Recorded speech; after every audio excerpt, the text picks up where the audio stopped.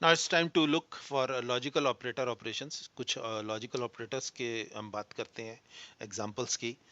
इसको मैं एक प्रोग्राम के थ्रू समझाता हूँ कि मान लीजिए जैसे हमने पीछे भी देखा था कि हमने जो कंडीशंस ली थी, अगर वो अर्थमेटिक ऑपरेटर्स के अलावा हैं तो उसको हम लॉजिकल ऑपरेटर्स में इस तरह से ले सकते हैं। इसके अंदर कि मैंने ये क्वांटिटी जो है वो चेक की है, जो मैंने तीन बताए थे आपको,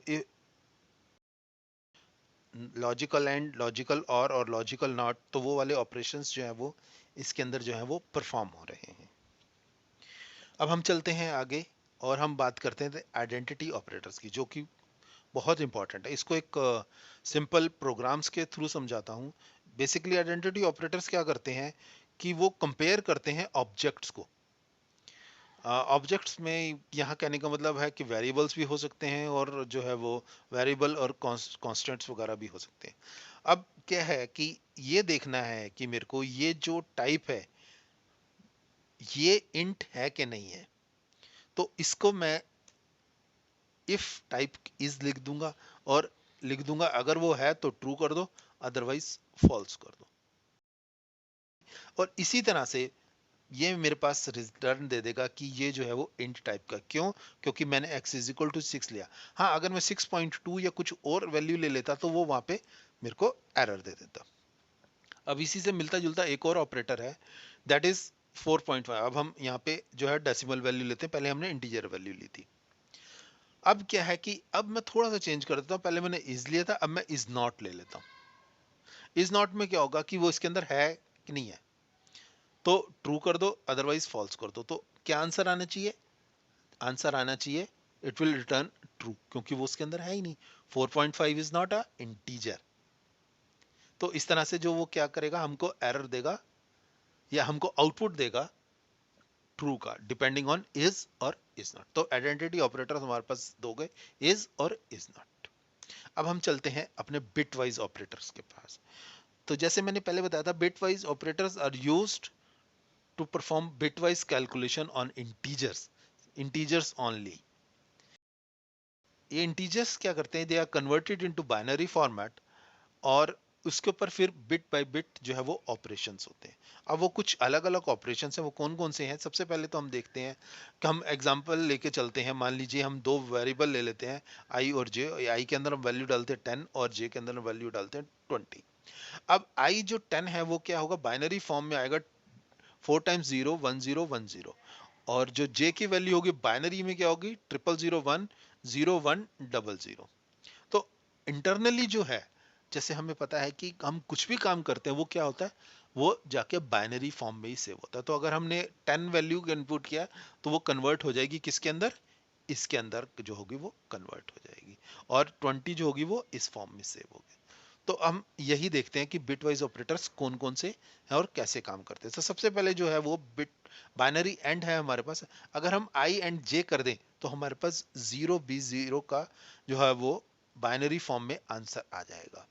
इसी तरह से हमारे पास दूसरा जो है वो बाइनरी और है, जिसको हम पाइप सिंबल से बताते हैं, और ये आंसर देगा 0 B 1 1 1 0। इसके बाद आता है हमारे पास बाइनरी एक्सऑर, जिसको हम कैरेट साइन से देते हैं, और ये क्या देगा आंसर हमको, 0 B 1 1 1 0। इसके बाद हमारे पास आते हैं बाइनरी कॉम्प्लीमेंट। अब ये कॉम्प्लीमेंट जो है वो टिल्डे साइन से दिया जाता है और इसका आंसर आएगा -B 1 0 1 1। इसके बाद आता है हमारे पास लेफ्ट शिफ्ट। लेफ्ट शिफ्ट मतलब जो वैल्यू जो है वो लेफ्ट से जो है वो लेफ्ट की तरफ, सॉरी, शिफ्ट हो जाएगी। तो आई जो है वो इस तरह से अगर हम लेफ्ट शिफ्ट का सिंबल डाल के 2 करें तो हमारे पास आंसर आएगा 0 B 1 0 1 0 0। अब जैसे हमारे पास लेफ्ट शिफ्ट है वैसे ही उसी तरह से हमारे पास राइट शिफ्ट भी है। तो वैल्यू क्या होगी जो है वो राइट में जो है वो वैल्यू चली जाएगी और 0 B 1 0 हमारे पास जो होगा वो आंसर आ जाएगा। अब जरा इसको जो हम न्यूमेरिकली करके भी देख लेते हैं प्रैक्टिकली कि हमारे पास जो होगा वो क्या क्या आंसर आएगा। तो ये मेरे पास जो है वो सेम वही आंसर आ रहे हैं जो कि मेरे पास पहले आए थे। तो ये तो बात हुई बिटवाइज की। अब हम बात करते हैं मेंबरशिप ऑपरेटर्स की। मेंबरशिप ऑपरेटर्स जो है, जैसे बताया था आपको पहले, कि वो ऑपरेटर्स हैं जो वैलिडेट करते हैं कि मेंबरशिप की जो उसकी वैल्यू है वो ठीक है कि नहीं है। अब ये लिटिल बिट ट्रिकी हो सकता है अंडरस्टैंड करने में, इसको एग्जांपल से समझते हैं। अ, सबसे पहले तो आता है हमारे पास इन, इसमें हम एक लिस्ट लेके चलते हैं।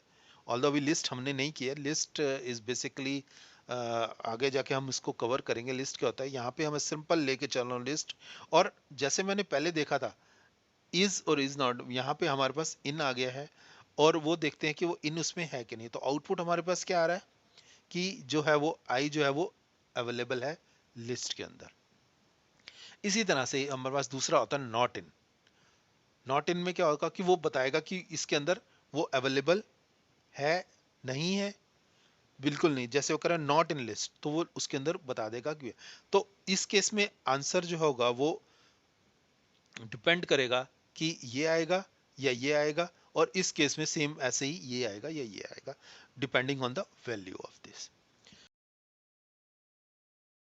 तो ये तो है हमारे पास ऑपरेटर्स क्या है। अब हम बात करेंगे आगे जाके कि डाटा टाइप्स जो है वो क्या क्या हैं पाइथन के अंदर।